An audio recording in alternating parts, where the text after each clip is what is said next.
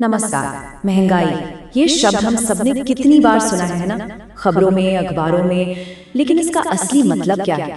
वो सिर्फ आंकड़ों में नहीं होता। इसका असली मतलब तो हमारी रसोई में महसूस होता है, हमारी आपसी बातचीत में और उन खामोश चिंताओं में जो कभी कभी रातों को सोने नहीं देती। तो चलिए आज एक परिवार की कहानी के जरिए समझते हैं कि कैसे महंगाई सिर्फ हमारे बजट पर नहीं बल्कि हमारी जिंदगी के पूरे ताने बाने पर असर डालती है।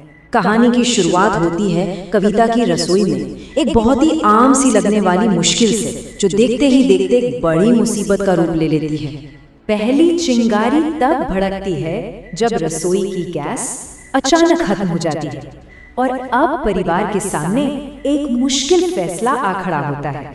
हुआ यूं कि घर पर मेहमान आने वाले हैं और ऑफिशियल ऐप दिखा रहा है कि सिलेंडर आने में 4 दिन लगेंगे। अब ऐसे में क्या किया जाए? बस एक ही रास्ता बचता है और वो रास्ता बहुत महंगा है।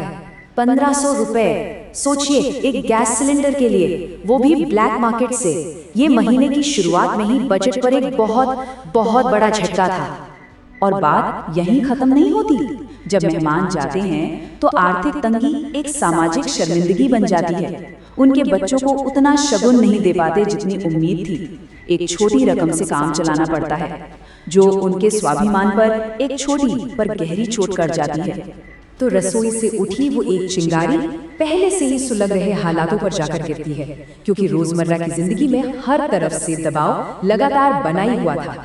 देखिए, ये कोई एक चीज की बात नहीं है, ये तो खर्चों और इच्छाओं की एक न रुकने वाली बौछार है। किराने का सामान महंगा हो रहा है, बच्चों की अपनी फरमाइशें हैं, सासू माँ को तीर्थ पर जाना है, ऊपर से कार की सर्विसिंग और बिजली पेट्रोल के बिल, सब कुछ एक ही छोटे से बजट पर आकर टिक गया है।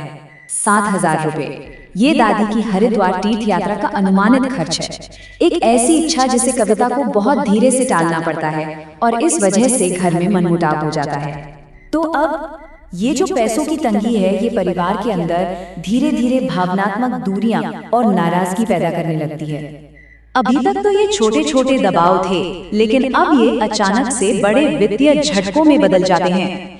ऐसे झटके जो परिवार को उनकी सहन शक्ति की आखिरी हद तक धकेल देते हैं। मकान मालिक बिना बताए आते हैं और एक बुरी खबर सुनाते हैं। अगले महीने से घर का किराया 2,000 रुपए बढ़ रहा है। और इसके कुछ ही देर बाद स्कूल से एक मैसेज आता है, फीस 15% बढ़ गई है और साथ में नई किताबों और यूनिफॉर्म की एक लंबी लिस्ट है जो खरीदनी ही पड़ेगी। 25,000 रुपए, ये उनके दोनों बच्चों के नए स्कूल सेशन का कुल खर्च है। एक ऐसी रकम जो इस वक्त उनके पास बिल्कुल भी नहीं है।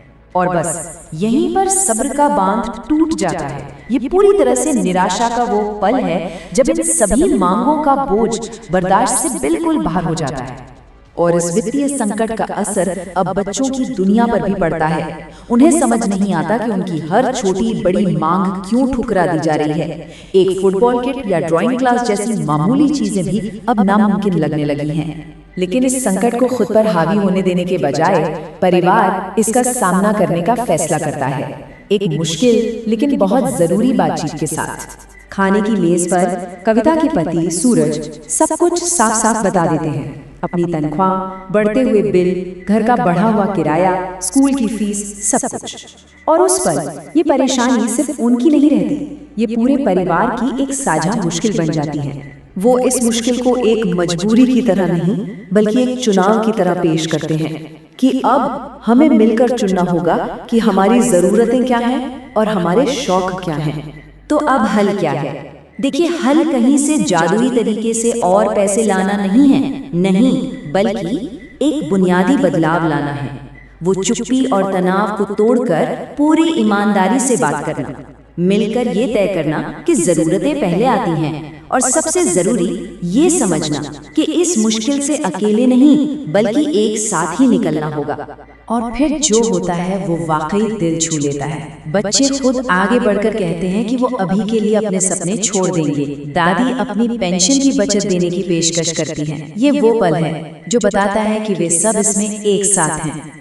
दादी के ये शब्द ही इस कहानी का सार है कि परिवार की असली ताकत उनके बैंक खाते में नहीं बल्कि उनके आपसी रिश्ते में है, उनके बंधन में है। ये कहानी हमें यही दिखाती है कि आर्थिक दबाव की असली कीमत हम अक्सर अपने घरों में चुकाते हैं, और शायद सबसे अच्छा निवेश जो हम कर सकते हैं वो है एक दूसरे को समझना और एक दूसरे का साथ देना।